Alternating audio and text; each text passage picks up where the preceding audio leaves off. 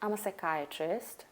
Today, I'd like to stimulate a conversation within you that can help you increase your awareness of this inner child that you may be carrying, this inner child that is wounded, that is telling you how to feel, that is telling you what to say, that is telling you how much you should be hurt by something, what should be your triggers, who should be your trigger, this inner child that is directing the choices that you make, that is telling you how to decide or how to make decisions. And this inner child doesn't know better, and it's constantly in conflict with the adult version of yourself. And so you don't get to live fully as an adult because you have to constantly make room for this inner child in you. And this inner child is wounded and doesn't know better. That's important to keep in mind. When you're aware of your inner child and the extent to which it influences you as an adult, then that gives you the information that you need to be able to decide what you want to do with that inner child. And usually the best decision is to let it go so that you can let your adult self fully be in charge of your life. So take, for example, a 45-year-old man finds themselves in a boardroom where they've lost their temper. They're usually angry most of the time, but this time they really lost it. And that 45-year-old man cannot quite understand where all this anger is coming from. There's a part of them that knows they overreacted. There's a part of them that actually knew they should not have said what they said or the manner in which they said it. But for some reason, they don't understand where that is coming from. So this 45-year-old man is in a boardroom full of directors and people who are superior to him. And he found himself becoming extremely oppositional, intensely defiant, very argumentative. And when the 45-year-old man is not young, starts looking back and reflecting on this, realizes that when he was 9-year-old, he spent a prolonged amount of time where he was in an environment where the adults or the figures of authority were very hypocritical, were very dishonest, they had no sense of integrity. So at 9 years old, he would be told you can't watch the TV as a form of discipline, yet the adults watch the TV excessively. The teachers would say you can't eat this, but then the teachers ate. You can't chew gum in school, but the teachers chew gum in school. You can't smoke, but the teachers smoke.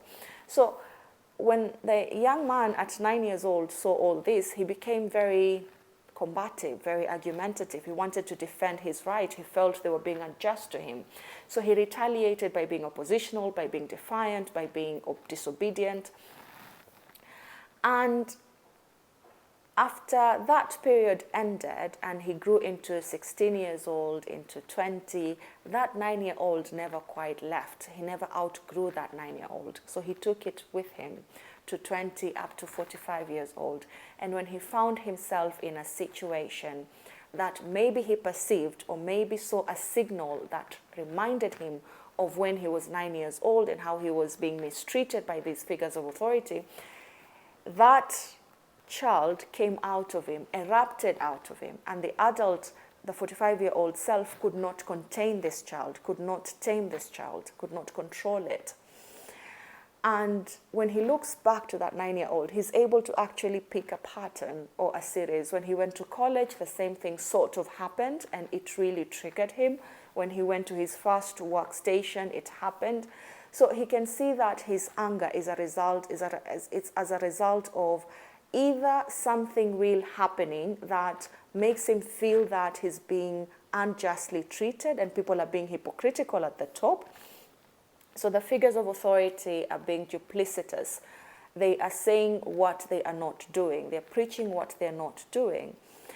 Then it brings out this angry 9-year-old in him, out of him, every situation. And then once he becomes aware of that, once he realizes that, it sort of gets a knot undone because now he knows where it's coming from. And the next time it happens, he's able to understand where it's coming from and is able to decide how he wants to change the way he wants to approach the situation. That is the power of becoming aware of your inner child. Your inner child really controls the way you live your life. You may be 50 or 60 or 70, but internally, physically we can see that. Internally, you may be that 10-year-old or that 14-year-old who was told by the high school teacher that you won't amount to anything, that you're useless, that you're unfortunate, that you're unlucky. And those words stuck with that 70-year-old man for, let's say, 14 years to 70 years. So that much period, those words have been with that man. At 70, the man is still bitter because of that 14-year-old self that was wounded in him, that has never healed. So it's very important for you as an adult to become aware of your inner child and how much influence it has over the decisions that you're making.